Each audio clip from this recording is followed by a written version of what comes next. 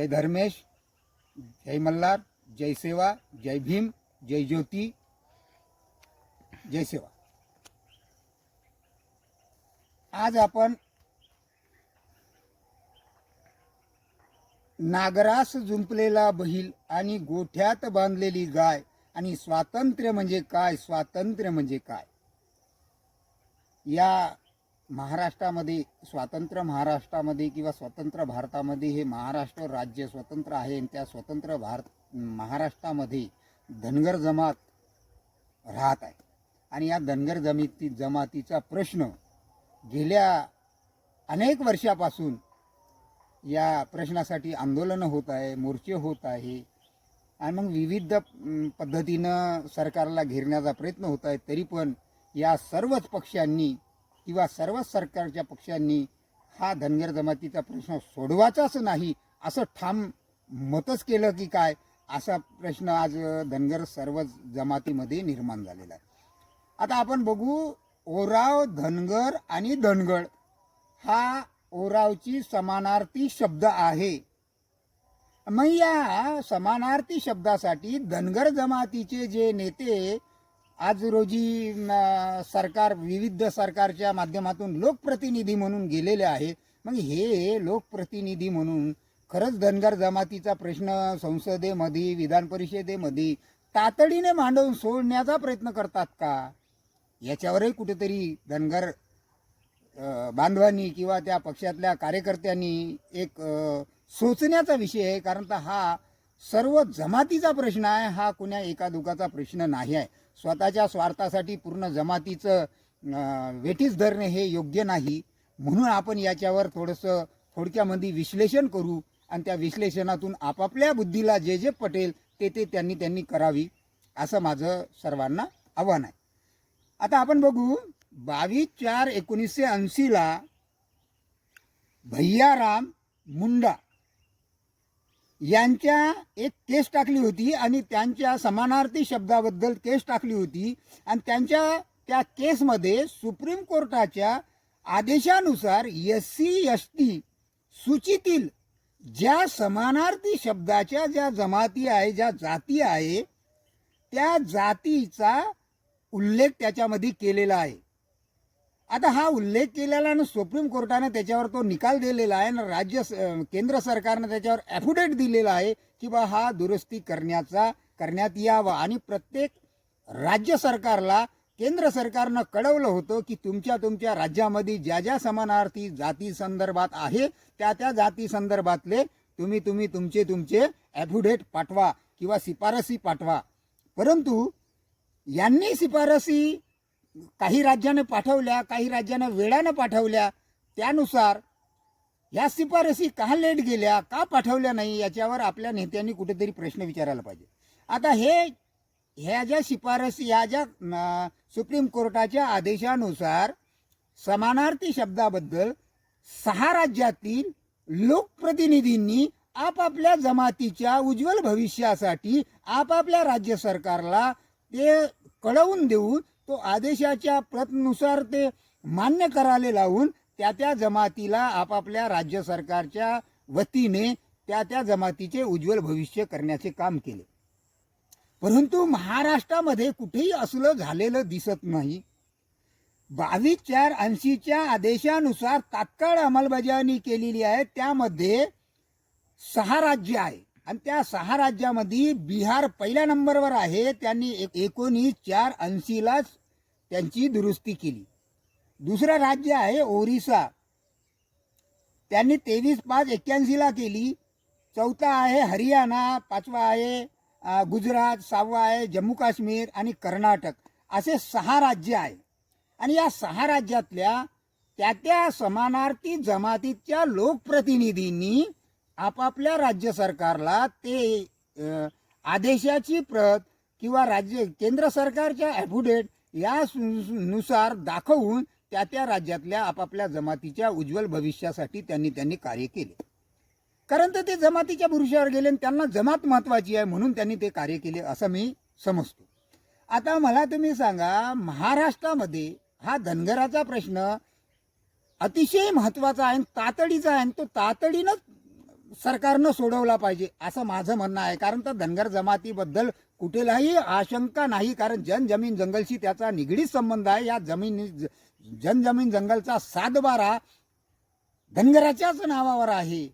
कोणत्याही याच्यामध्ये काढला तर धनगराच्याच नावावर पहिला बी 7/12 आणि दुसरा बी 7/12 धनगर पुत्राच्याच नावावर निघतो. म्हणून कुठंतरी या जमातीला योग्य तो न्याय या सरकारने द्यावा आणि त्याच्यासाठी काही बिलेच झालेले आहे, त्या बिलावरही आपण प्रकाश टाकू आणि त्या माध्यमातून आपापल्या लोकप्रतिनिधीला आपण प्रश्न विचारायचे का तुम्ही संसदेमध्ये पाठवलं, तुम्ही संसदेमध्ये प्रश्न मांडायचे तर आमच्यामध्ये येऊन प्रश्न निर्माण करता, म्हणजे तुम्हाला आमचा प्रश्न सोडवायचा आहे का असं त्यांच्या याच्यावरून आपल्याला दिसते का, याच्यावर कुठेतरी आपण चिंतन आणि मनन केलं पाहिजे. 19 नंबरचं बिल आहे, 119 नंबरचं बिल आहे आणि 119/1967 बिल लोकसभेमध्ये राज्यसभेमध्ये मंजूर केलेलं आहे आणि त्या बिलासाठी जॉईंट पार्लमेंट कमिटी सुद्धा नेमलेली आहे आणि त्या जॉईंट पार्लमेंट कमिटींनी सुद्धा मान्य केलेलं आहे की ओराव, धनगर आणि दणगड हा समानार्थी शब्द आहे, म्हणून या जमातीची तात्काळ अंमलबजावणी करावी असं त्यांचं म्हणणं होतं महाराष्ट्र गव्हर्नमेंटले.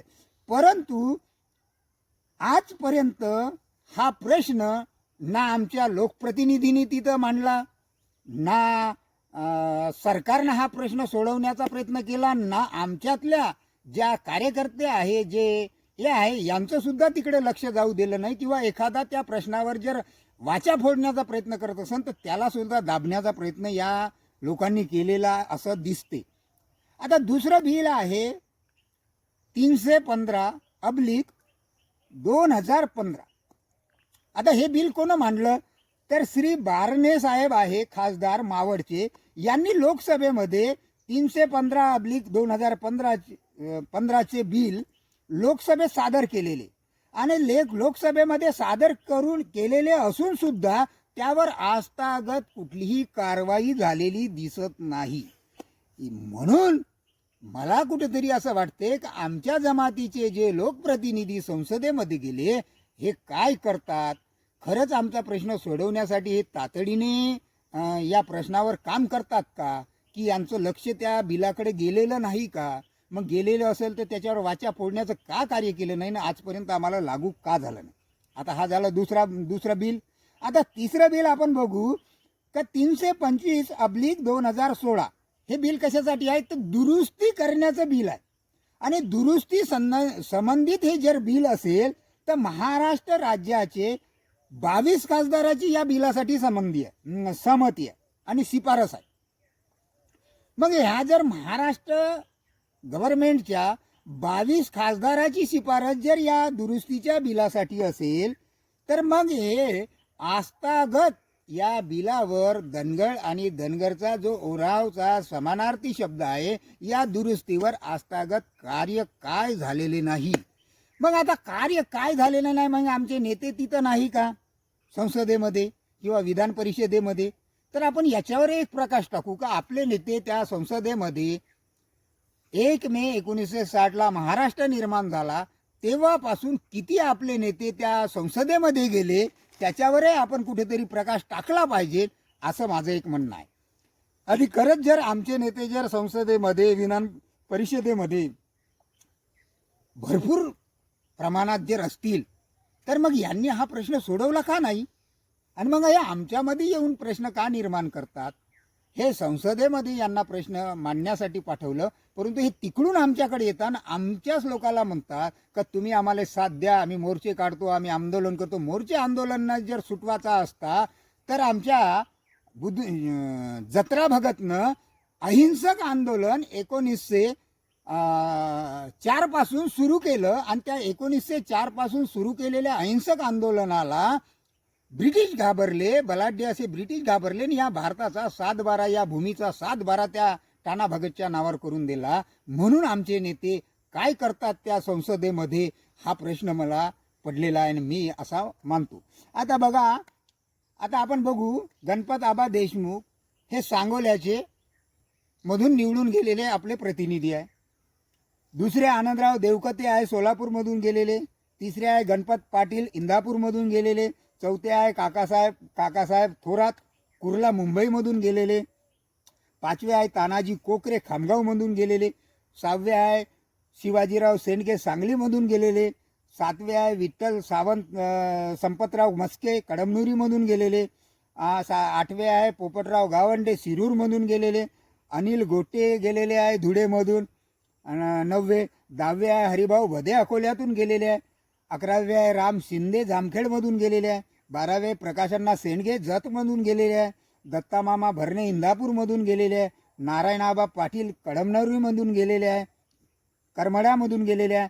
आणि मग एवढे सारे आमचे जर निवडून गेलेले आमदार असतील किंवा जे केंद्रामध्ये किंवा राज्यामध्ये किंवा विधान परिषदेमध्ये जर आमचे नेते असतील, मग या लोकांनी या बिलावर आणि या तात्काळ अंमलबजावणीवर दुरुस्तीवर का कार्य केलेलं नाही, का झालेलं नाही, हा प्रश्न माझ्या मनात तुमच्या सर्वांच्या मनात यायला हवा. आता आपण बघू विधान परिषदेवर किती गेले. तर विधान परिषदेवर पहिला गेले अण्णा डांगे, म्हणजे पहिला म्हणजे एक लिस्ट म्हणून सांगत आम्ही. एक अण्णा डांगे गेले, दुसरे आहे महादेव जानकर गेले, तिसरे आहे माधवराव धायदुडे गेले, चौथे आहे अनंतकुमार पाटील गेले, पाचवे आहे पारुताई पाटील गेले वाघ गेलेले आहे, सहावे आहे महानोर साहेब गेलेले आहे, सातवे आहे रमेश भाऊ सेंडगे गेलेले आहे, आठवे आहे विजयराव मोरे गेलेले आहे आणि 9वे आहे रामहरी रुपनवार गेलेले आहे, रामराव वडकुते साहेब गेलेले आहे आणि आता गेलेले आहे गोपीचंद पडळकर. आता मला तुम्ही सांगा, हे विधान परिषदेवर एवढे गेले आणि राज्यसभेवर विकासजी महात्मे साहेब होते आणि रखमाजी गावंडे साहेब होते बीडमधून, हे नागपूरमधून होते महात्मे साहेब.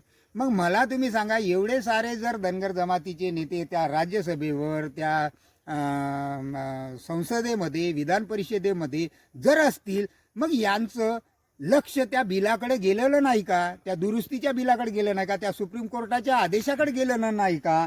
मग एवढं जर गेलं असतील तर मग या लोकांना धनगर जमातीमध्ये येऊन तिकडचे प्रश्न धनगर जमातीमध्ये निर्माण करण्याचं कार्य योग्य आहे का, की यांचे आमचे प्रश्न तिथं जाऊन मांडण्यासाठी आम्ही यांना लोकप्रतिनिधी म्हणून पाठवलं.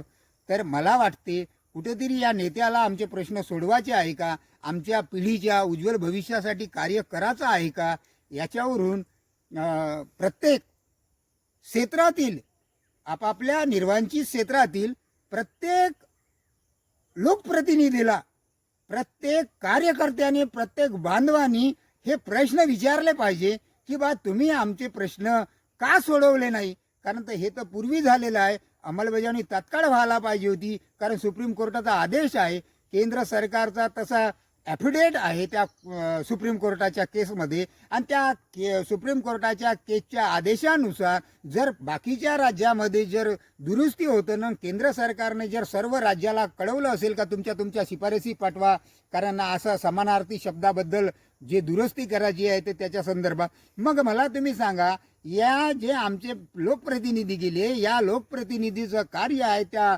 राज्य सरकारला, त्या केंद्र सरकारला धारेवर धरून आमच्या नागरिकाच्या पालन पोषण्याची जे जबाबदारी संविधानाच्या शपथेनुसार हे आमचे पालन करते आहे, जे काही प्रशासकीय अधिकारी असतील किंवा लोकप्रतिनिधी असतील, यांची ते जबाबदारी आहे. मग हे जबाबदारी खरंच हे योग्य दिशेनं योग्य मार्गानं पार पाडते का, की बा आपापल्या स्वार्थासाठी हे राजकारण करण्यासाठी धनगर जमातीला किंवा विविध जमातीला फसवण्यासाठी जमातीमध्ये येऊन जमातीमध्ये तेढ निर्माण करून तुम्ही कुठेतरी आम्हाला साथ देत नाही, धनगर जमात एकत्र नाही किंवा विविध जमातीला म्हणतात तुम्ही एकत्र नसल्यामुळे हा प्रश्न निर्माण झाला.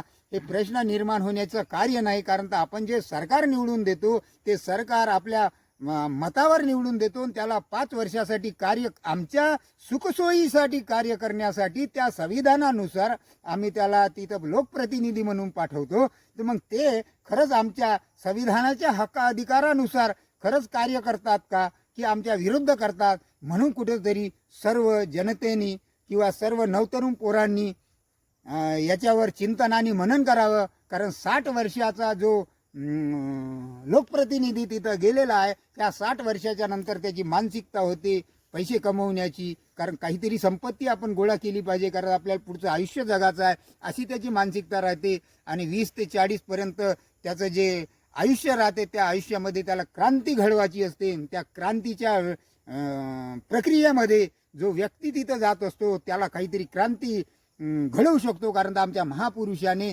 12 वर्षापासून तर 40 वर्षापर्यंतच्याच क्रांत्या घडवलेल्या आहे. त्यानुसार आम्हाला तरी वाटते का नवतरुण पोरांनी कुठेतरी या